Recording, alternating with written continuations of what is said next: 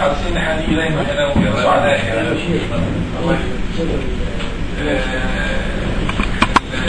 انا هقول كده سريعا بعض النقط. الحقيقه اللجنه مركزه كانت في كذا ملف في الفتره اللي فاتت، من ضمنهم ملف التعديل. بالنسبه لشركه البحر الاحمر، كان في ورقه موزعه هناك على الموضوع بتاعها، كان صدر حكم قضائي، واحنا بقالنا فتره الحقيقه شغالين على الملف ده بندرسه، وكنا في اللجنه وبنشوف ايه اللي ممكن نعمله.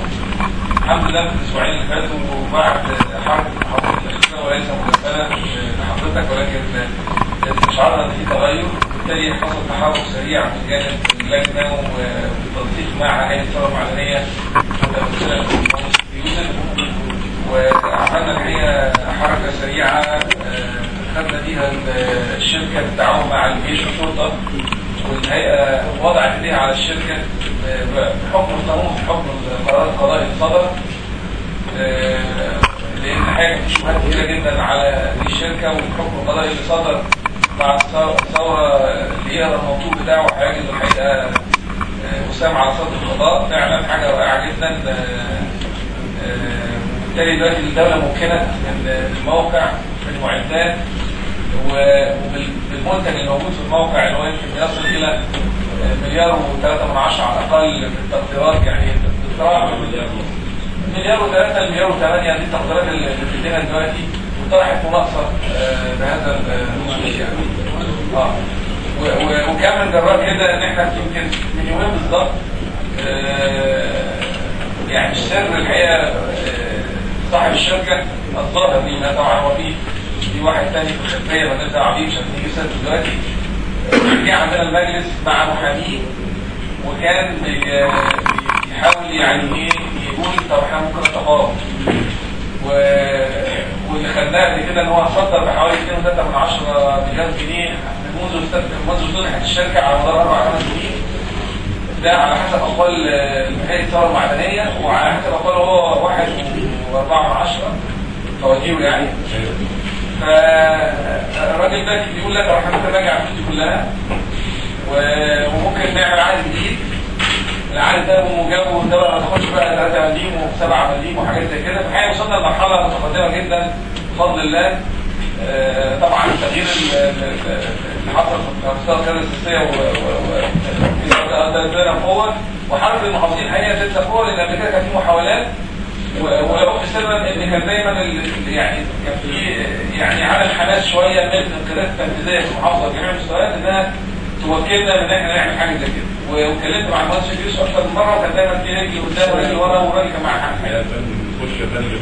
فانا الحقيقه والله ما مجامله، الحقيقه انا سعيد جدا باللي حصل، والحقيقه لا ينسب للمحافظه من اول المحافظ لمدير الامن حتى طبعا والجيش والناس اللي كانت موجوده حول الحدود. مدير الامن هنا راجل فاسد وراجل هو الحقيقه كان مقيم دي تماما يعني. فتحقيقكم ان دي ثروات البلد اللي احنا لازم نحافظ عليها. احنا في مجلس الشورى زي اي مكان في مصر وحريص ان شاء الله على ثروات البلد، ده من ناحيه، وده اللي احنا بنعمله. الجزئيه الثانيه ان احنا برضه بنتكلم عن مشروعات، مش بنتكلم ان احنا مش عايزين نوقف الدنيا ولا حاجه. احنا طرحت المناقصه بكميه الخام الموجود حاليا للتصدير او للاستهلاك المحلي ايا كان، هتتباع الكميه ديت وهتدخل الدوله فوق المليار جنيه ان شاء الله في الشهور القادمه.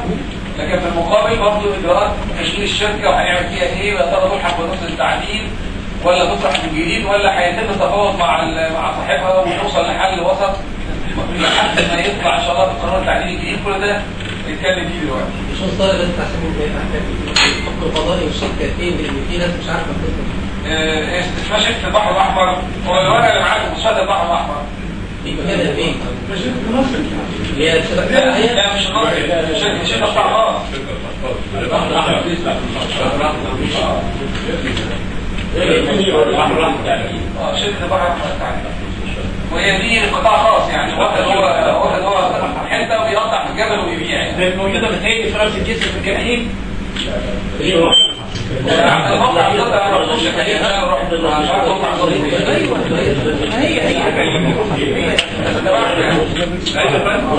عايز نعرف بس المكان فين عشان نتكلم على يعني طبعا احنا كلامنا الدور الثاني بتاعنا الشغل بتاعنا ان احنا بنشوف الميزات التنافسيه في الصناعه في كل محافظه وكل منطقه، وايه الصناعات اللي لينا فيها كمصر ميزه تنافسيه بشكل عمومي، والبحر الاحمر بشكل خاص ايه الميزه التنافسيه اللي فيه. ده الحقيقه مجهود اللجنه المستمر ان هو دايما يشوف ايه الميزه التنافسيه، لانه المشروع لو ما كانش فيه ميزه تنافسيه هي دايما محكوم عليه بالفشل. وفي مشاريع كتيره جدا الدوله دخلت فيها والمشاريع دي خسرت، صح؟ احنا مش عايزين التجارب دي تتكرر تاني، احنا مقبلين على عهد في شفافيه وفي وضوح وفي اسس علميه يبني عليها المواضيع. فلما نتكلم على الفوسفات مثلا، كل الصناعات القائمه على الفوسفات كخام الفوسفات تملك محافظه البحر الاحمر ميزه تنافسيه غير عاديه على مستوى مش بس مصر، على مستوى العالم. فاذا اي صناعه قائمه على الفوسفات يجب ان احنا نفكر فيها. سواء بقى انت حمض الفوسفوريك، سنجل سوبر فوسفيت، تريبل سوبر فوسفيت، كل الحاجات الاسمده الفوسفاتيه اللي قايمه على خام الفوسفات دي في ميزه تنافسيه رائعه لمحافظه البحر الاحمر، ويجب ان المشاريع كلها توجه. ويمكن صدفه الحقيقه قدرا يعني ما كانش مخططه ولا حاجه، لسه من يومين قابل المستثمر التركي عايز يستثمر فوسفات، قلت له يبقى عليكم على محافظه البحر الاحمر، مش مجامله ولكن دي حقيقه فعلا، لانه هنا بدل ما احنا بنصدر الخام القيمه المضافه ولا حاجه، انت بتكسر من الجبل وبعدين اكتر حاجه بتعملها ان انت تعمل شويه طحن وشويه غربله فترفع شويه نسبه خام اكسيد الفوسفور اللي هو فيه بروفايل وتبيع. ده ما ينفعش، مش عارفين حتى يعملوا كده. ده بيعملوا 5 جنيه. ده كلام طبعا ما كفايه يعني. ودي انا عارف ان في شركات كتير بترمي اللي هو الزياده ده عن مش قادرين يجيبوا هم الاثنين ملي فيرموا يعني في نقطه يا معلم، يعني مجرد لو حد خده بس طحنه هيعمل 2 مليون طن على وش الارض فوق الارض. 2 مليون طن على وش الارض. يعني انا لو معايا يوسف قال لي انا لو معايا فلوس مش عارف ده معايا، انا هاخد ال 2 مليون طن صحيح وكساره بنضيفه يعني 2 مليون. الاسمنت طبعا برضه كان لكم فيه ميزه تنافسيه، الطاقه موجوده، الجبس موجود، الحاجه تجيلي قريب مش بعيد، والمفروض ان الطاقه موجوده، يعني ممكن يبقى فيه امكانيه، يعني دي الطاقه دي معاملات تفهم شويه في مصر في الوقت دوت، ولكن لا مفيش طاقه. يعني دي مشكله لكن صناعه الاسمنت عامه خاماتها موجوده، خاماتها موجوده هنا في المحافظه، ودي حاجه هيبقى لها ميزه تنافسيه. احنا كلامنا ان شاء الله الخطوه الجايه بتاعتنا هي شركه نصر التعدين، ان فيها مشاكل كتيره. برضه الشركه بتدخل الدوله حوالي مليار باداره جيده وبرؤيه جيده، ممكن تقول يبقوا 5 السنه الجايه، مش بعد 10 سنين 10 يعني النظام اللي هو تجهيز الماده الخام والبنيه ده اللي موجود حاليا، ونظام البواوين، يعني السيستم ده كله شغال، اللي هو مش فعال على الاطلاق، وما يشتغلش ابناء المحافظه، وما يفعلش يعني الناس الموجوده حاليا في المحافظه. ده السيستم لازم يتغير على طول، تمام؟ قبل واحده. واحنا لسه بقى بنفتح حوار مع، احنا طبعا عندنا لجنه الصناعه، عشان بس مش برضه متخيلين احنا بنشتغل ازاي. احنا عندنا علاقات الحمد لله، فاتحين دايما علاقات مع وزير الصناعه، فاتحين دايما علاقات مع وزير البترول، لكن نصر التعدين تتبع لشركه قبضه، والثاني تتبع وزاره الاستثمار. لان دي لفه ثانيه لازم تتعمل عشان ايه، يعني نشوف هنعمل ايه فيها، بس ده ملف دلوقتي مطروح قدامنا وبنشتغل عليه. ده بما يخص البحر الاحمر، انا بحب بس اطمن الناس الموجوده، وطبعا برضه سياده المحافظ. بشكل عام مواضيع التعدين زي ما حضرتك تفضلت هي المستقبل لمصر والمحافظه البحر الاحمر. عندكم طبعا ذهب ومنجنيز وحاجات، يعني حاجات كتير قوي موجوده فعلا بكميات اقتصاديه، تستطيع ان انت تجيب عليها صناعه، مش مجرد بس تستخرجها وتطلعها، ممكن اكثر من كده. هو اعتقد دورنا بشكل عام، والمحافظه طبعا هيبقى لها دور في هذا الكلام في المحاجر، هي كمان انه المفروض ان قانون ملاك المحاجر هيضم الاثنين دول على بعض، باعتبارها كل مع الملاحات، باعتبارها كلها ثروه لمصر وثروه كبيره الحقيقه. يعني هي حتى المفروض ان هي وقتها هيبقى بعد البترول كمان، يعني هي طبعا كلها ثروات ناضبه، ولكن هتاخد وقت اطول البترول، وبالتالي هي اللي احنا بنراهن عليها في الفتره الجايه. ولا ممكن يمكن لو سافرت الصبح ان انا وقفت وزاره المحاجر كلها وعملت لجنه لمده شهر، يعني اديتهم فرصه لا اسبوع ولا 2 و3 شهر، يروحوا المحافظات الثانيه، يشوفوا التجارب الثانيه، يظبطوا الداتا بحيث ان احنا بدل ما تدخل لنا قرش ان شاء الله هيكون 10 و20 وانا مصر على كده. هو اللي هيحل مصر واحد محورين الحياه دايما محورين دايما البتات قبل التطبيق يا فندم مش اكبر حاجه يا فندم. انا قلت وقفت التطبيق انا قلت وقفت التطبيق. ميزه قبل ما حدث الفساد دي او الدوله الحقيقه هو مش موضوع بس انه يدخل فلوس الدوله المحاكم تطلع محافظه المناجم فارجو ان ده مصدر دخل لينا واحنا كده هنقع. لا طبعا ماشي. بص اصل عشان ما نضمش وبعدين مقترح القانون عشان برضه تطبيقه يعني هما الاثنين هيتباعوا هي واحده يا اشهر واحده منهم كويس. لكن الريع بتاع المناجم والمحاجر جزء منه هيخش المحافظه ماشي كده. يعني انا كراجل واخد كونسيشن واخد حته ارض انا بقطع فيها وببيع مثلا يعني مش انا معيش بعمل ايه بقى؟ بدفع اتاوه. الاتاوه دي بروح سدد جزء من الاتاوه للمحافظه هي كانت المحافظه دي فين وجزء من الاتاوه للدوله خلاص كده.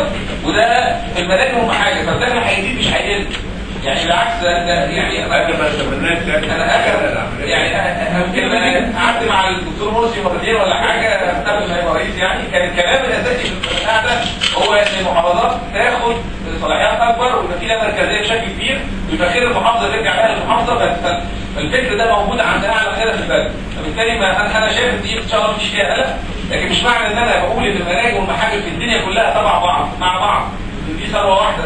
لا مفهوم واحد. في الاخر توجيه الفلوس دي ازاي يقينا هيبقى جزء كبير جدا منها هيبقى المحافظه تمام كده. واحنا مش هنخترع هنبص على الدول اللي سبقتنا وعملت قوانين عامله ازاي وهنمشي وبتدي طبعا المنطقه اللي موجود فيها المنجم والمحجر على طول جزء من التاوه حقها تمام.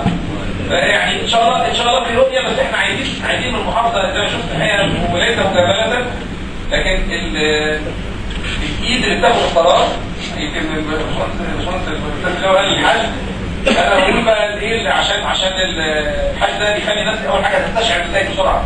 لانه انت حاجه لما تبدا باللي لسه ما خلصش ده وتخلصه بسرعه الناس هتحس على طول على ارض الواقع ان في شغل بيحصل. القدره على اتخاذ القرار وفي ظل الظروف الصعبه اللي احنا الظروف الصعبه لان مش قانون حاجه مش موجود دلوقتي او شغالين بقى 83 و86 اللي هو حاجه بالظبط كده. لكن مع ذلك اللي عنده قدره انه ياخد قرار والايادي غير المرتعشه تمام اللي قادره تاخد القرار واللي شفنا الحقيقه نموذج منها مع كابتن اللواء في الفتره اللي فاتت في شركه البحر الاحمر ان شاء الله نلاقي امل كبير ان احنا حتى في المرحله لحد ما نرجع القانون المرحله دي ان احنا برضه نقدر نجيب المحافظه ده وللبلد ده بالخطوه القانونيه مش هنعمل حاجه غلط تمام. ونقول لحد ما يجي القانون الحاجات كلها لحد ما القانون يجب في المجال ده المفروض لانه الحاجات دي كلها تعطيها بطريقه او باخرى كان فيها شبهه كبيره لان كان المحاسيب والمش عارف ايه تمام. فاحنا الكلام ده المفروض يتقبل وحلاوه هذا الموضوع مش ان هو هيدخل الدوله بس ولكن هيعطي معنى كبير جدا هو ان الناس هيبقى عندها